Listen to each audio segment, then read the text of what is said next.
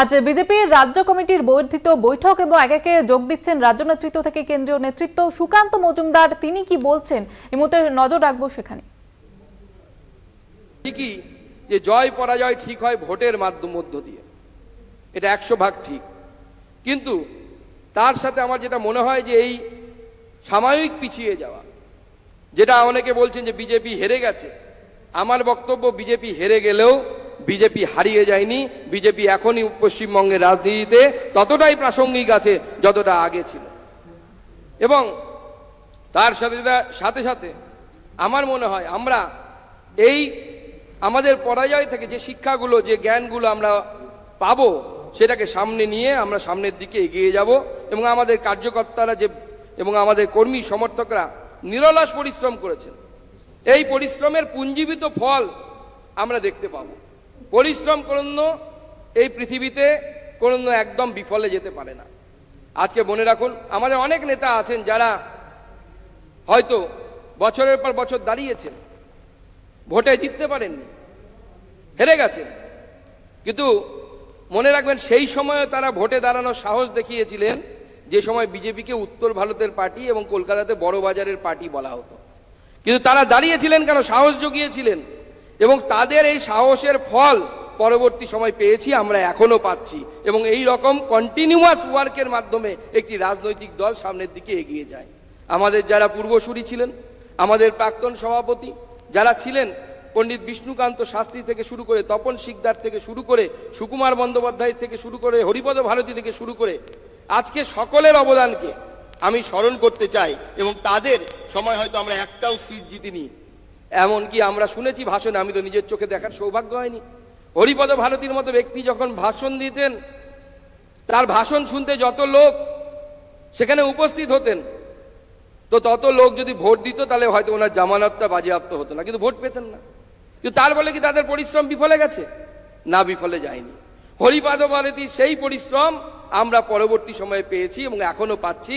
আমি সেজন্য সকল প্রাক্তন সভাপতি সহ এখানে যারা বসে আছেন তাদেরকে সহ সকলকে, পূর্বসূরিকে, আমার পূর্বসূরি যারা ছিলেন তাদের সকলকে শ্রদ্ধার সাথে স্মরণ করতে চাই, তাদের অবদানকে স্মরণ করতে চাই এবং তাদেরকে ধন্যবাদ জানাই। তাদের জন্যই আজকে আমরা এখানে আছি। তাই আমার মনে হয় যে এই বাংলার বিজেপিকে আমাদেরকে সকলে মিলে একত্রিত হয়ে সামনের দিকে এগিয়ে নিয়ে যেতে হবে। মিডিয়া আমাদের বন্ধু, আমরা মিডিয়ার বন্ধুরা বলি, কিন্তু মিডিয়ার বন্ধুরা সবসময় বন্ধু হলেও আমাদের বন্ধুত্বের মতো কাজ করে না। সেজন্য আমাদের কর্মী সমর্থক নেতৃত্ব যারা আছে তাদেরকে বলবো, মিডিয়ার কথায় সবসময় বিভ্রান্ত হবেন না। নিজেদের যে মনের ইনস্টিংক্ট সেইটাকে ফলো করুন। বিজেপি এক আছে, নতুন পুরনো সব মিলিয়ে বিজেপির একটাই স্রোত, সেই স্রোতে যারাই আসবে সেই স্রোতে মিলিত হবে এবং সামনের দিকে এগিয়ে যাবে। আমি বরাবর কার্যকর্তা কর্মীদের সামনে বলেছি যে বিজেপি হচ্ছে গঙ্গার মতো।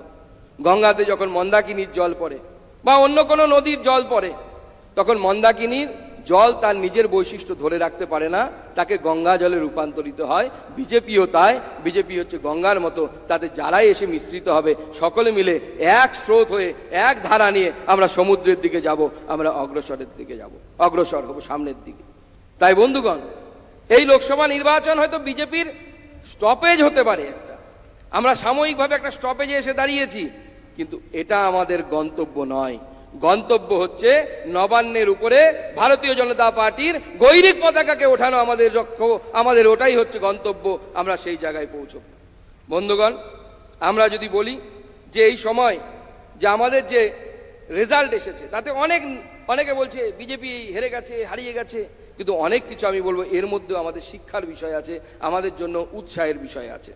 আমরা হয়তো লক্ষ্যমাত্রায় পৌঁছতে পারিনি, কিন্তু তিনবার মাননীয় প্রধানমন্ত্রী নরেন্দ্র মোদী ভারতবর্ষের প্রধানমন্ত্রী হয়েছে। প্রায় 62 বছর পর এই রেকর্ড আমরা স্পর্শ করতে পেরেছি। জওয়াহরলাল নেহরু সেই সময় হয়েছিলেন। কোন সময়?